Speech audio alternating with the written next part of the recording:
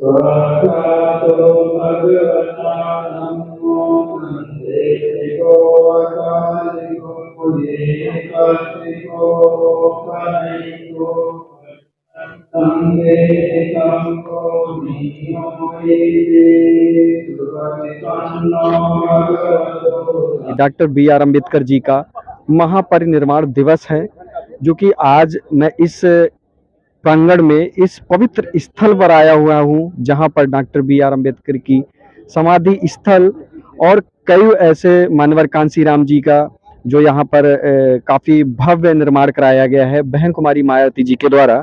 तो आज हम मौजूद हैं यहाँ पर अम्बेडकर पार्क में। तो आज यहाँ पर कुछ डॉक्टर बाबा साहब बी आर अम्बेडकर जी को मानने वाले, उनकी दिशा, उनके निर्देशों का पालन करने वाले आज मौजूद हैं। आइए जानते हैं। सर, क्या नाम है आपका? बीपी अम्बेडकर। सर, जिस तरह से यहाँ पर देखा जा रहा है कि आज doctor B are Ambedkar ji का महापरिनिर्वाण दिवस है, आप देश की जनता को क्या कहना चाहेंगे?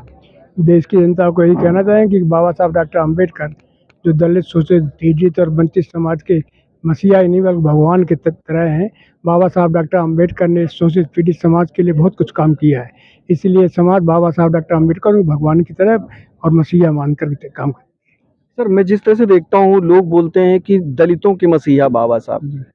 तो दलितों के मसीहा बाबा साहब, क्या ये सही ऐसा है, चूंकि वो तो उन्होंने सारे देश के लिए काम किया है, सभी समाज के लिए काम किया है, लेकिन अन्य समाज के लोगों ने बाबा साहब को महत्व नहीं दिया। क्योंकि दलित समाज के लोगों ने बाबा साहब को माना, इसलिए बाबा साहब को दलित मसीहा कहा जाता है। उन्होंने तो काम सारे देश के लिए किया, सभी समाज के लिए, सभी वर्गों के लिए किया, सभी धर्मों के लिए किया है। तो जिस तरह से देखा जा रहा है कि बाबा साहब के संविधान को चेंज करने की कोशिश की जा रही है, तो आप लोग इसमें कुछ प्रयास कर रहे हैं? बिल्कुल प्रयास करेंगे, किसी भी हालत में बाबा साहब द्वारा बनाए हुए संविधान को खत्म नहीं होने देंगे। उसके लिए चाहे जितनी बड़ी कुर्बानी हम लोगों को देनी पड़े, चाहे बहुजन समाज पार्टी हो या समाज के अन्य लोग, सब लोग एक साथ मिलकर के इसका विरोध करेंगे। लेकिन मैंने देखा है कि कहीं जगह तो ऐसे कोर्ट बन रहे हैं या सूचना मिली है कि जिनमें मनुस्मृति के द्वारा जो है वहाँ पे न्याय होगा। वो व्यवस्था उनकी वही है। वो तो जानबूझकर चाहते हैं कि भारतीय संविधान को खत्म कर दिया जाए, क्योंकि भारतीय संविधान में जो अधिकार शोषित, पीड़ित, वंचित, गरीब समाज के लोगों को मिले हुए हैं, उन अधिकारों को वो खत्म करना चाहते हैं और मनुष्य अधिकार संविधान को लाना चाहते हैं, जिसमें ये दलित शोषित समाज जो आज विकास कर रहा है, तरक्की कर रहा है, फिर वो इसी स्तर पर पहुंच जाए। तो जिस तरह से इस समय अत्याचार के खिलाफ क्या कहेंगे, क्योंकि इस समय आप देख रहे हैं दिन दहाड़े किसी को गोली मार दी जाती है, किसी की बहन बेटी के साथ रेप कर दिया जाता है, इस पर क्या कहना चाहेंगे? इस पर ये समाज के लोगों को संगठित करना चाहते हैं और जो अत्याचार अन्याय हो रहा है, चाहे वो किसी भी समाज के ऊपर हो, उसके खिलाफ में हम लोग संघर्ष करेंगे, कर रहे हैं जगह जगह।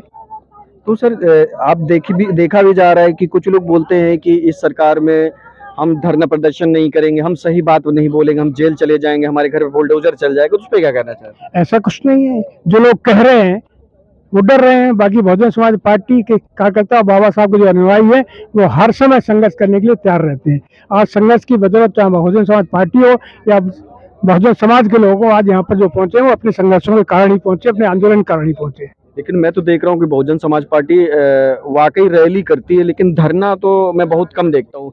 क्योंकि अभी आप देख लीजिए, लखनऊ में शिक्षक भर्ती 69,000 शिक्षक भर्ती, जो कि SC ST OBC के लोग थे, आरक्षण के लिए यहाँ पर लड़ रहे थे और वो दौड़ कर गए थे बहन जी के जो है निवास स्थान पर। लेकिन मैंने नहीं देखा कि इको गार्डन में या कहीं धरना स्थल पर बहुजन समाज पार्टी के कोई कार्यकर्ता पहुंच रहा है। बहुजन समाज पार्टी के नेता बहन कुमारी मायावती ने सबसे पहले स्टेटमेंट दिया था उनके समर्थन में। सबसे पहला स्टेटमेंट बहुजन समाज पार्टी के नेता बहन कुमारी मायावती जी का आया था। तो बहन जी की तरफ से क्या रहेगा अगर आरक्षण खत्म किया जाए? आरक्षण तो हमारा मूल सिद्धांतकार है। आरक्षण के बगैर तो हम लोग रह ही नहीं सकते। आरक्षण की वजह से आज हम यहाँ खड़े हुए हैं।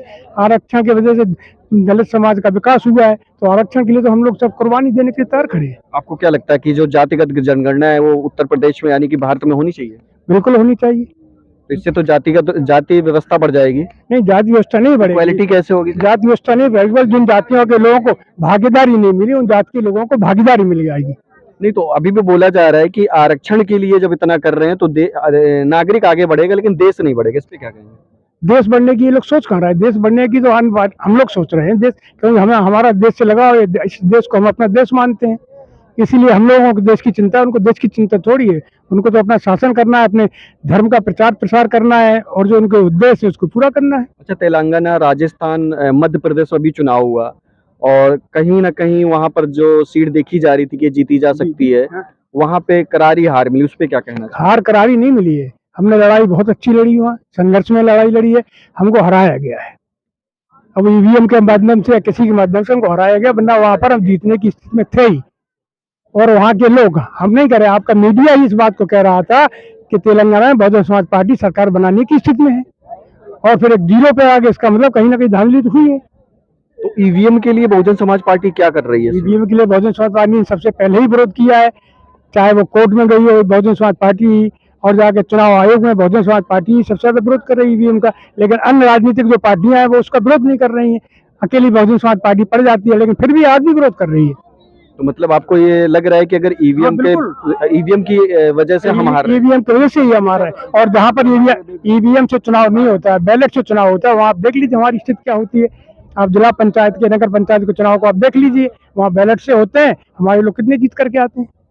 तो मैं बता दूं, ये बीपी अम्बेडकर जी थे जो कि हमारे साथ में थे, और उनका सीधे सीधे यही कहना है कि बहुजन समाज पार्टी जो है अपना काम कर रही है, और मंडल प्रभारी है ये कानपुर मंडल के। तो मैं बता दूं कि लगातार बहुजन समाज पार्टी अपना काम कर रही है, और उन्होंने यही कहा कि देश की जनता जो है वो देख रही है कि इस समय ईवीएम के जरिए कितना घोटाला किया जा रहा है। मैं शरद संकवार, आप देखते रहिए पीवी न्यूज आवाज।